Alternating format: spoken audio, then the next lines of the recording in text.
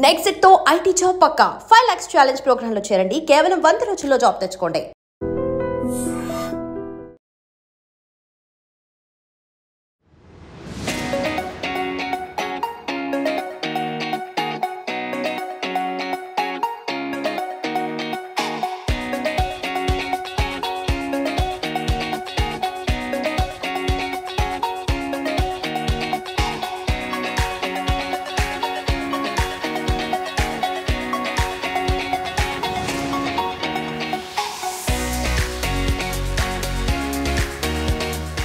నమస్తే, welcome to I dream. నేను మీ Lakshmi.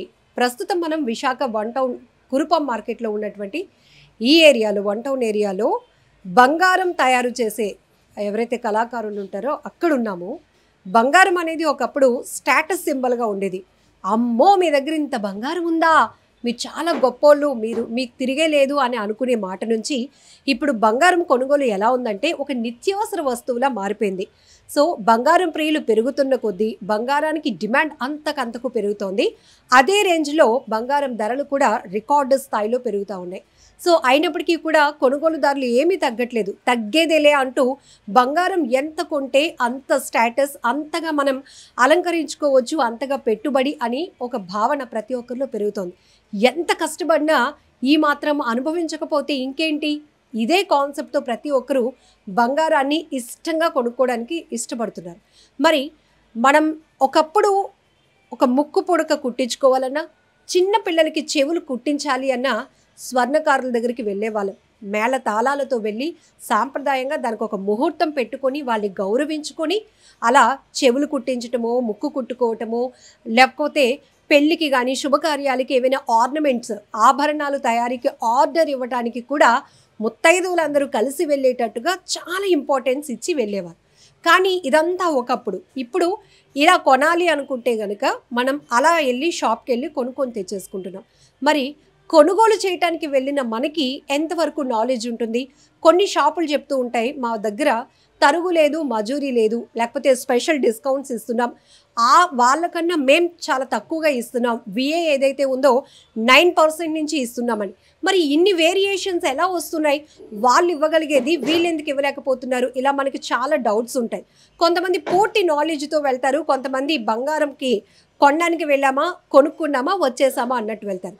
But ఈరోజు మాత్రం చాలా డీటెయిలింగ్గా చాలా విషయాలు, మనం ఎక్కడైనా మోసపోతున్నామా, మనం నాలెడ్జ్ లేకుండా వెళ్తే ఎక్కడ మనం మోసపోవడానికి అవకాశం ఉంటుంది, ఎక్కువ డబ్బు పెట్టేయాల్సిన పరిస్థితి వస్తుంది అనే విషయం తెలుసుకోవడానికి ఇక్కడికైతే వచ్చాం. మనతో పాటు రవి గారు ఉన్నారు, విశాఖ నగర విశ్వ బ్రాహ్మణ సంఘం అధ్యక్షులు. ఆయనతో మాట్లాడి చాలా విషయాలు తెలుసుకుందాం. నమస్తే రవి గారు. నమస్తే అండి. సో మా కోసం టైం స్పెండ్ చేసినందుకు థ్యాంక్ యూ. ఎందుకంటే ఇప్పుడు మీరు చాలా బిజీగా ఉంటారు జనరల్లీ. ఫస్ట్ థింగ్, బంగారం కొనడానికి వెళ్ళినప్పుడు ఫస్ట్ అక్కడికి ఒక కాన్సెప్ట్తో వెళ్తాం, ఇంకొంచెం రేటే కదా, మళ్ళీ కొనుక్కోలేం కదా, ఇంకొంచెం ఎక్కువైనా కొంచెం అప్పైనా తర్వాత చూసుకుందాం, కొనేద్దామని. ఈ కొనుక్కునే ఆలోచనకి వెళ్ళే ముందు కొంతమంది తరుగు ఉండదు, మా దగ్గర జిఎస్టీ ఉండదు, మా దగ్గర తక్కువ రేటుకి ఇస్తాము అంటారు. బట్ ఎట్లా, అది ఎలా నమ్మగలుగుతామంటారు? జిఎస్టీ లేకుండా షాపుల వాళ్ళు అయితే ఎవరు, అయితే కొన్ని చిన్న షాపులకి కానీ కొన్ని పెద్ద మాల్స్ కానీ కొన్ని జిఎస్టీలు కొన్ని వాళ్ళు క్లారిటీ బిల్ అయితే ఎవరనేసి మాకు తెలుసు. అయితే వాళ్ళు ఇక్కడ బంగారం రేటు విషయం మాట్లాడాలి మేడం. ఇప్పుడు నెట్ రేటు ఈరోజు ఫర్ ఎగ్జాంపుల్ 11,700 నెట్ రేట్ ఉన్నప్పుడు మా దగ్గరికి ఎవరైనా కస్టమర్ వచ్చినప్పుడు ఆ నెట్ రేటు మేము చెప్తాము. దానికి 916 కింద కన్వర్ట్ చేస్తే 10,600 అనుకోండి మామూలుగా. 10,600 అక్కడ మనకు ఫర్ ఎగ్జాంపుల్ లలిత కానీ కొన్ని షాపులు నేను చెప్పగలుగుతాను, వైభవ్ కానీ బ్రాండెడ్ షాపుల్లోనే 10,450 రూపాయలని పెడతారు. మన దగ్గరికి వచ్చేసరికి 10,550, 600 మన దగ్గర మనకి గిట్టుబాటు అవుతుంది. ఏంటంటే తేడా, మీ అక్కడ ఆ రేట్ ఉంది కదా, ఆ రేటు మాకు ఎందుకు ఇవ్వరు అని కస్టమర్లు అడుగుతారు. అయితే వాళ్ళు తాలూకు టెక్నిక్ ఏంటంటే, మామూలుగా 10,600 చిల్లర పడిన బంగారం 250 రూపాయలు తగ్గించో వాళ్ళు జిఎస్టీ లేకుండా వాడు చూపిస్తాడు. తీసుకున్నప్పుడు విత్ 22 సీట్ ఎవరు కొనరు. 22 సీట్ ఏదైనా బిస్కెట్ కొంటారు, బిస్కెట్కి జిఎస్టీ వేసి అమ్ముతున్నట్టు 22 సీట్కి ఆర్నమెంట్ మాత్రమే తీసుకోవాలి వాళ్ళు. ఆర్నమెంట్ కంపల్సరీ తీసుకుంటారన్న ఆలోచన మీద ఆర్నమెంట్ మీద ఈ జిఎస్టీ అమౌంట్, అధిక తాలూకా తరుగులు, తరుగులంటే ఈరోజు చాలామంది 6%, 7%, 8% షాపుల్లో చెప్పినా మీరు అబ్జర్వ్ చేయండి, మీరు వెళ్ళి కనుక్కోవచ్చు ఎక్కడికి వెళ్ళని 15 to 22%, 25% కూడా ఐటమ్స్ మీద వేస్తున్నారు. మోడల్ డిజైన్ అంటున్నారు, అది అంటున్నారు, ఇది అంటున్నారు. అయితే అదేమీ కాదండి. మాకు తెలిసిన సబ్జెక్టు ప్రకారం ఈ 250 రూపాయలు, 200 రూపాయలు జిఎస్టీ కింద మేము ఎక్స్ట్రాగా అంటే మాకు వచ్చిన బంగారు బట్టి లెక్కేసుకుంటే జిఎస్టీకి అది ఇంకా తగ్గింపుగానే ఆ రేటు మేము ఇవ్వగలుగుతున్నాం కస్టమర్. ఇది ఒక్కటి కస్టమర్ మాత్రం ఖచ్చితంగా అబ్జర్వేషన్ చేసుకోవాలి. ఈ 200 రూపాయలు వేరియేషన్ వస్తుంటే ఆ రేటుకి మేము ఇవ్వలేం. మేము ఇచ్చింది ఏంటంటే జిఎస్టీ లేకుండా వర్క్ చేస్తున్నాం. అంటే 3% అక్కడ కలిసి వస్తుంది. నెక్స్ట్ వర్కర్ రేట్ ఎంత ఉందండి, మహా అంటే 4% to 8% ఆర్ 10% మించి వర్కర్ దగ్గర ఎప్పుడు ఆ తరుగు ఎక్స్ట్రా ఉండదు. వాళ్ళ షాపులకి ఏంటంటే తిరిగి కస్టమర్లు మాకు అంత మెయింటైన్ చేస్తున్నారు కదా, మెయింటైన్ చేసిన వాళ్ళకి ఆ మాత్రం 1%, 2% వేయచ్చు కదా అంటే 1%, 2% కాదు మేడం, మినిమం 6 to 10% ఎక్స్ట్రాగా వాళ్ళు పే చేస్తున్నారు. ఒకటి. రెండు, మా దగ్గర మజూరీలే ఉండవు. వర్కర్ దగ్గర చేయించుకున్న ఎవరికైనా సరే మజూరీలు ఉండవు. అక్కడ మినిమం గ్రాముకి 100 రూపాయలు, 200 గ్రాముకి వేస్తున్నారంటే ఒక 20 grams తీసుకుంటే అక్కడ 400, 500 రూపీస్ ఎక్స్ట్రా అదనంగా వేస్తున్నాడు. అంటే జిఎస్టీ ఇక్కడ పడుతుంది వాళ్ళకి, ఈ తరుగుల వరకు పడుతుంది. నెక్స్ట్ ఇంకో ముఖ్యంగా చెప్పాలంటే స్టోన్స్ విషయంలో ఒక 10 గ్రాములు స్టోన్స్ వాడు చెప్పాడంటే అందులో డెఫినెట్గా 12, 13 గ్రాములు 100% ఉంటుంది. మేము ప్రూఫ్ కూడా మేము వర్కర్ యూనియన్ తరపున మేము నిరూపించగలం షాపుల పరంగా. ఎందుకంటే వాడు తక్కువ అక్కడికి ఒక 2 గ్రాములు, 3 గ్రాములు వేరియేషన్ చూపించేస్తున్నాడు. కస్టమర్కి తెలియదు. అది 13 గ్రాములు ఉండే రాళ్ళు 10 గ్రాములకే వాడు అలిగిస్తున్నాడు. అందులోనే పొద్దుకున్న ఓపెన్ చేసి లేదు కదా, ఓపెన్ చేస్తే కానీ తెలుస్తుంది. మాకు ఎంత పడుతుందో మాకు ఒక ఐడియా ఉంటుంది కదా. అక్కడో 2, 3 గ్రాములు అక్కడ వేరియేషన్ చేయాలి, అక్కడ ఒక 20,000, 30,000 ఆ కస్టమర్లు నష్టపోతున్నారు. ఇది మాత్రం వర్కర్కి షాపింగ్ మాల్స్కున్న డిఫరెన్స్ అయితే మాత్రం ఇది మేడం. సో జనరల్గా అందరిలో ఉన్నటువంటి ఒక క్వశ్చన్ ఏంటంటే, ఒకప్పుడు స్వర్ణకారులకి ఒక యుగం అది ఎలా ఉండేదంటే చాలా వైబ్రెంట్గా ఎక్కడి నుంచైనా బంగారం కొనాలంటే ముందు పరిగెట్టి మీ దగ్గరికి రావాల్సిందే ఎవరైనా.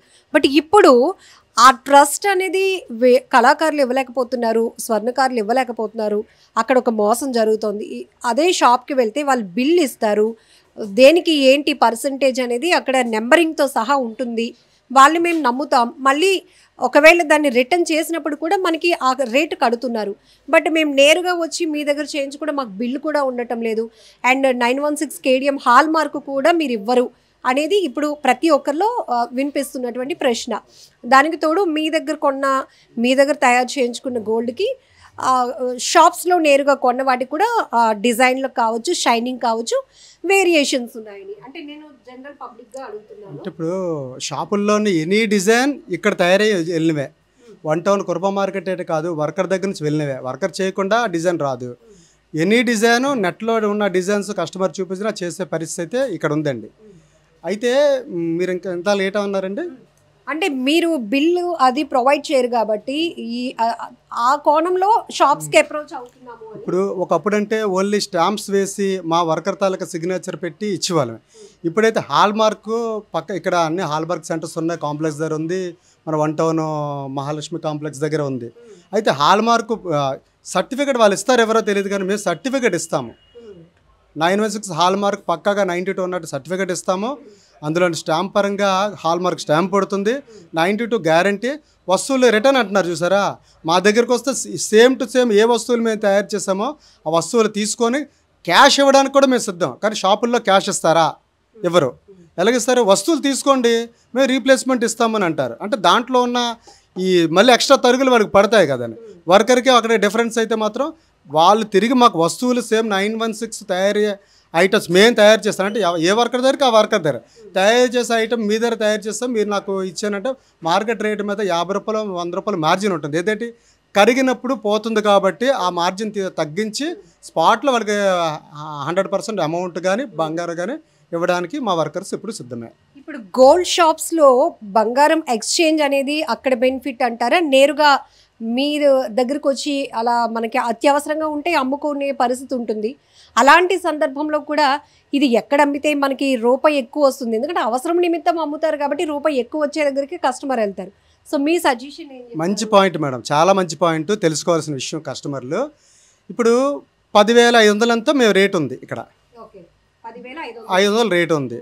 అక్కడ రేటు 10,250 రూపాయలు ఉంది షాప్లో. ఈ కస్టమర్ తీసుకెళ్ళినప్పుడు 10,500 చెప్పడు కదండి, 10,250 అంటే జిఎస్టీ మినహా తగ్గించి చెప్పిన తాలూకా రేటే కస్టమర్కి ఇస్తాడు. సెకండ్ వాల్యూ మార్చినప్పుడు అక్కడ ఒక 250 రూపాయల గ్రామ్ దగ్గర డిఫరెన్స్ చూపిస్తాడు. నెక్స్ట్ దాంట్లో తరుగు 1% 2% వేస్టేజ్ తీసుకుంటాడు. దేనికి వేస్టేజ్ తీసుకుంటాడు? ఆఫ్టర్ మెల్టింగ్ తర్వాత కరిగించుకోవడానికి అన్నట్టు అక్కడ రేట్ వేస్తారండి. మార్కెట్ రేట్ మీద మార్కెట్లో 10,300 ఉంటుంది, మార్కెట్ రేట్ మీద 200 ఎంతో మార్జిన్ పెట్టి అంటే 10,100 అంతకో రేట్ వేసి మాత్రమే వాడికి వస్తువు తాలూకా ఎస్టిమేషన్ వేస్తారు. ఎందుకంటే నేను ఆల్రెడీ మా తాలూకా వాళ్ళందరూ మెయిన్ షాపుల్లోని ఓల్డ్ గోల్డ్ కౌంటర్లో ఉన్నారు కాబట్టి అక్కడ ఏం జరిగిందని నాకు తెలుసు కాబట్టి ఇది పక్కగా నేను చెప్తున్నాను. సో వాల్యుయేషన్ దగ్గర కూడా మనం కొంత నాలెడ్జ్ తీసుకోవాల్సిన విషయం ఇది. అదే వాల్యూ అంటే ఇదే జరుగుతుంది మేడం. అది 10,500 ఆడు అమ్మాలి, 10,250 పెట్టినప్పుడు ఆడి దగ్గర వస్తువు తీసుకుంటేనే వాడు వస్తువు ఇస్తున్నాడు. వస్తువు అమ్మకానికి వెళ్ళేటప్పుడు ఆ 250 రూపాయలు కూడా తగ్గించాడు ఇస్తున్నాడు కదా.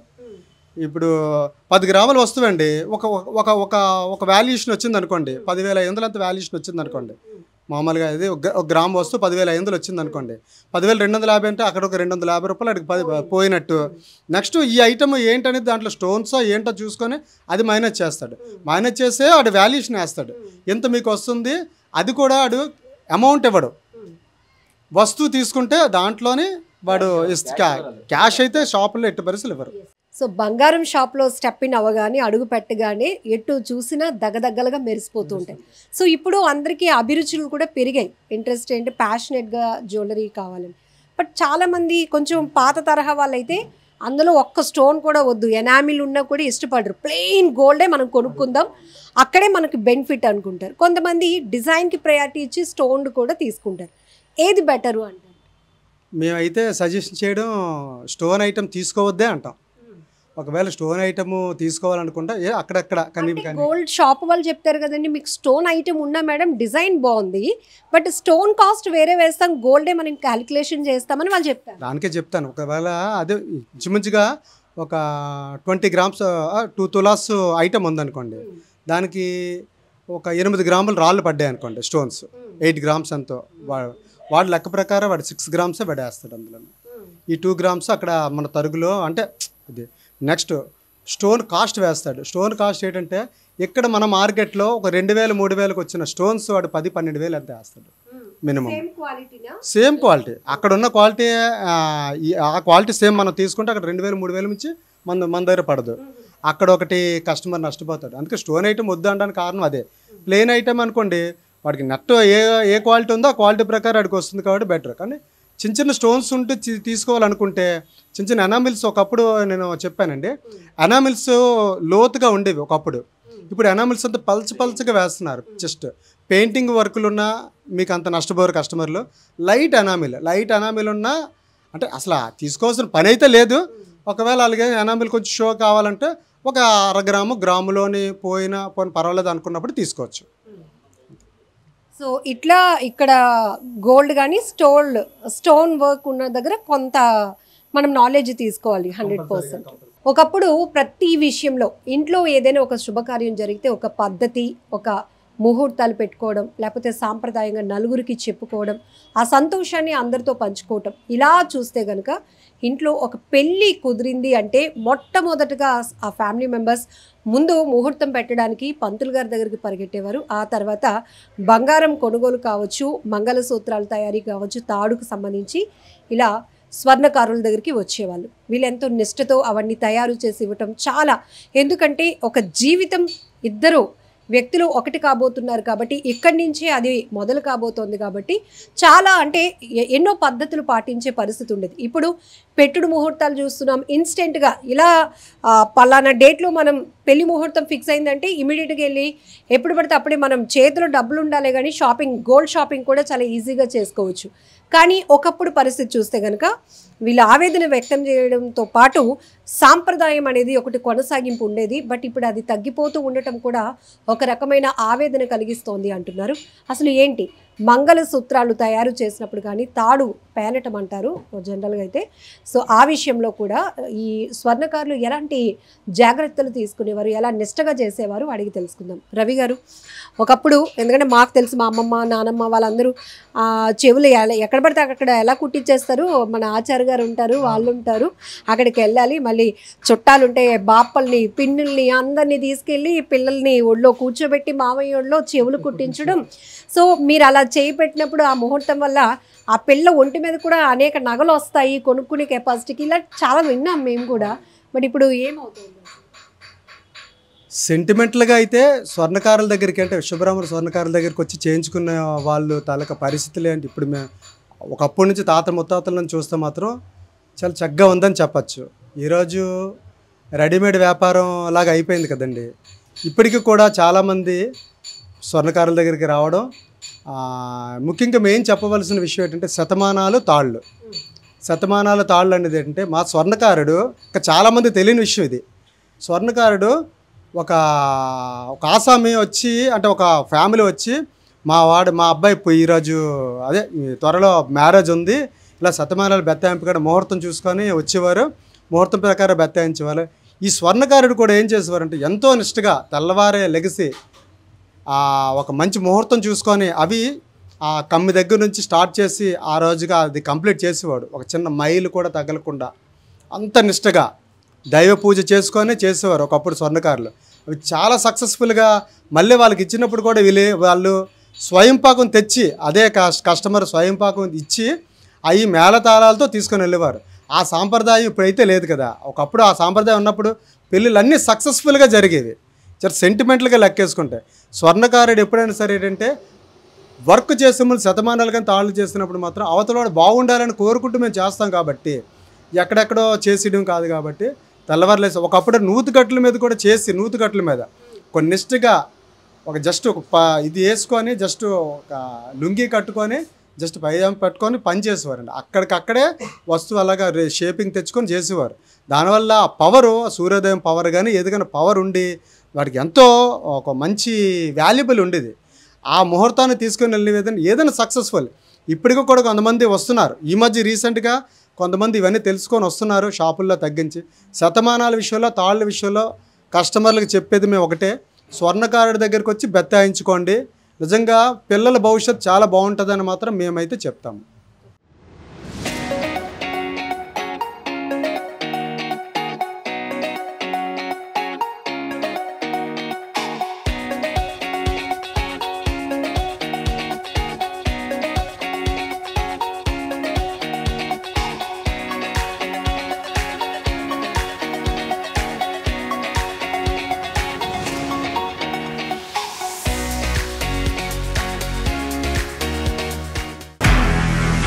నిజంగా ప్రస్తుతం ఉన్నటువంటి సమాజం దేనికి ప్రయారిటీ ఇస్తుంది? ఆర్థిక సంబంధాల చుట్టూ మాత్రమే తిరుగుతుంది. మళ్ళీ ఎన్నికలంగానే చాలా విరక్తి కలుగుతున్నాం. మంచి అనిపిస్తుంది కదా, లేడీస్ కూడా ఛాలెంజింగ్ జాబ్స్ చేసినప్పుడు చాలా బాగుంటది. ట్రాఫిక్ అసిస్టెంట్స్ గా నియమించిన ట్రాన్స్జెండర్స్ అందరితో సాల్యూట్ చేయించుకుంటున్నారు. ఫుడ్ డెలివరీ ఇవ్వటానికి వెళ్ళినటువంటి డెలివరీ బాయ్ అనిల్ పై కళ్ళ ముందు